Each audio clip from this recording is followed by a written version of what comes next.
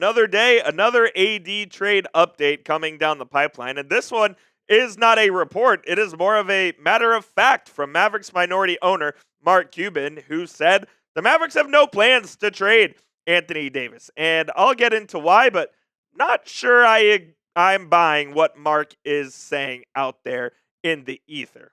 Here's what Mark Cuban had to say. We won't. We want to try to win. When he was asked if the Mavericks were going to trade Anthony Davis, that is what he told The Athletic via email, that the Mavericks have no plans to move on from AD, who was acquired for Luka Doncic back in February. And to that, I say, that's a bunch of malarkey, and I don't believe Mark Cuban. And we'll get into why, some of the reasons why I don't believe Mark whatsoever here on today's show. But before we do, hit that thumbs up icon for me if you haven't already. The boss has said I need to get to 200 likes on this video. I don't want to find out what happens if I don't get to 200 likes, so please hit that thumbs up icon if you love the Dallas Mavericks. And like I alluded to a little bit earlier in the show, I'm not so sure I believe Mark Cuban here for a couple of reasons. Number one, if just on the surface, it would make zero sense for the Mavericks to hold on to Anthony Davis. It just wouldn't make sense organizationally for that to be the course of action that they take. AD has only played in 5 games this season. He is dealing with the injury crisis that he has dealt with throughout the entire course of his career, basically. And now the Mavericks are at a crossroads where they have to decide between trying to win now and trying to build for the future with Cooper Flagg. AD is a great player. He's the future Hall of Famer. We all know that. That is completely undisputed. His name will forever be etched in basketball history when he retires, and he will be in the Hall of Fame. None of that is in question. What is in question is how can Anthony Davis help this organization the most right now? Can he help them on the court by trying to win basketball games? Well, not really, because he doesn't play very often. Can he help them via getting a return in a trade? I do think that's where AD could help this organization out. And I mean, it all comes back to the same thing. He's not playing basketball, so maybe what can the Mavericks really get for Anthony Davis? And maybe that's where Mark Cuban is coming from. But you saw the quote. He said, we won't trade him. We want to try to win. Thing is, you ain't going to do any winning this year. You're going nowhere fast this season. Are you talking about next season? Are you talking about the season beyond? Then I can buy that a little bit if you wanted to keep Anthony Davis into the fold. I could buy the fact that you want to try to get him healthy and have another year of him, Kyrie, and Cooper Flagg together. I could see that being a course of action that the Mavericks would want to take as far as trying to compete goes. But saying we're going to win this year, absolutely no shot. Tim McMahon said this, and we'll bring this back up again, where he said it's uncertain what the trade market even would be for Davis due to the durability issues. Although he's a dominant force on both ends of the floor, league sources are adamant that gauging the market over the upcoming months is due diligence that Dallas must undertake. I absolutely agree. They have to do the proper due diligence on what the Anthony Davis trade market would look like, on if they could get a first-round pick, hell, if they could get multiple first-round picks, if they could get young players, whatever the case may be. Mavericks interim GMs, Matt Riccardi and Michael Finley, have to do what's best for the organization. And what would be best for the organization would be at least seeing what you could get in an Anthony Davis trade. If they don't like what they see, that's fine. But it would be malpractice to not even consider trading Anthony Davis for the sake of competing this year when you've only won 4 games this season and you are absolutely in the basement of the Western Conference. There's no way out this year. Could they be a competitive team next year with AD, Kyrie, Flagg, and whatever draft pick they have? Sure. But we're talking about this season? No shot. Absolutely no shot. Another reason why I'm not fully buying why Mark Cuban, or what Mark Cuban is selling here by saying that the Mavericks aren't going to trade AD. He's not even the top decision maker in this new tree of trust, this new brain trust, so to speak. Now, Cuban is at the table at least, which was not the case over the last couple of seasons after Nico Harrison froze him out. But here's kind of what the brain trust looks like right now, if I'm reading the tea leaves. Number one, you have the owner, Patrick Dumont, at the top. He's obviously making the final call. Number 2A and 2B, I'll put the interim GMs there at Michael Finley and Matt Riccardi. Number 4, I'll put your head coach, Jason Kidd, who is fresh off an extension and has as much leverage as anybody in the organization to make decisions involving the roster. And you know what? Don't be shocked if Jason Kidd is named the next permanent GM of the Mavericks and the Mavs go out and try to hire a new coach. Just don't be shocked if that happens. And then number 5, I would put Mark Cuban there. Yes, he is at the table. No, he does not have final say in what goes on in the Mavericks basketball operations. He is there to be a sounding board. He is there to offer suggestions. He is there to kind of guide the ship, so to speak. But he will not decide whether or not Anthony Davis is traded. The decision will not be up to him. He can say, we're not going to trade AD all he wants. Well, if Matt Riccardi, Michael Finley, Jason Kidd, and Patrick Dumont all decide that AD's getting traded, got news for you. AD's getting traded.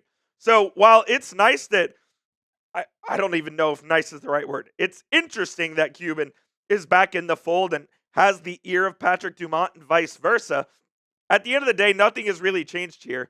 He is just at the table instead of just being in his seat behind the bench. He is now being involved in these meetings as far as planning for the future goes. So all that being said, we'll ask you this on today's show, and it'll be our pinned question. Will the Mavericks trade AD this season? Simple Y for yes and for no down in the comments. I still lean yes, but it wouldn't shock me if they held on to at least the offseason. Let me know down there in the comments what y'all think, though. Other Mavs trade candidates include Klay Thompson, Daniel Gafford, Naji Marshall. Obviously, I think these are the guys that kind of have the contracts that aren't too small, but also aren't too big to where they're completely untradeable. Gafford signed that 3-year, $54 million extension this offseason that had no trade restriction, so you can trade him right away. Really think he could help a contending team with this high-effort, high-energy play from the center position. Klay Thompson is in the second year of his deal, but frankly, doesn't really have much trade value because he can't hit the broadside of a barn right now. And I know this was kind of the case in the first month of the season last year as well, where he came out really slow. But I kind of think at this point, it's more than just a trend. And the best days for Klay Thompson are well behind him. Naji Marshall will also have some value on the trade market as a 3-and-D wing, who is not just a three-point shooter, even though he's shot it decently this year.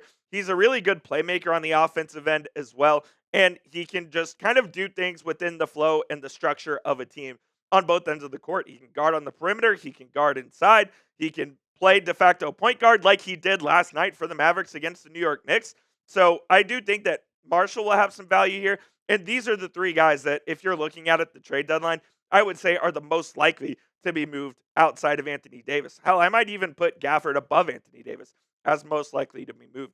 But we'll get to more AD reports here in just a second, and another reason why Mark Cuban just may be flat out wrong in what he told The Athletic. But before we do that, today's show is sponsored by PrizePicks. You and I make decisions every single day, but on PrizePicks, making those right decisions can get you paid. Don't miss on any of the excitement this basketball season over at PrizePicks, where it is good to be right.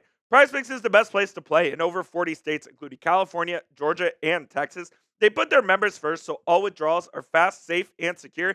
They offer Venmo, Apple Pay, and Cash App for quick and easy deposits and withdrawals into your account this sports season. Super simple to play. Just pick more or less on at least 2 to 6 player stat projections. And if you get your picks right, you can watch the winnings roll in. I do have a football projection for Week 12 here. I'm going to take the more on Drake May passing yards, the more on Caleb Williams rush yards, and the more on Rashee Rice rush plus receiving touchdowns. You can make those picks over at PrizePicks, or you can make picks of your own. Just do it over at PrizePicks. When you download the app and use code CLNS, you'll get $50 in lineups when you play your first $5 lineup. One more time, that is code CLNS to get $50 in lineups when you play your first $5 lineup. That link will be in the comments and description of today's show. Shout out to PrizePicks. It is good to be right. Moving along here and kind of just dispelling more what Mark Cuban had to say about the Mavericks not trading Anthony Davis. It's just weird because all of the reports up to Mark saying that are kind of the contrary.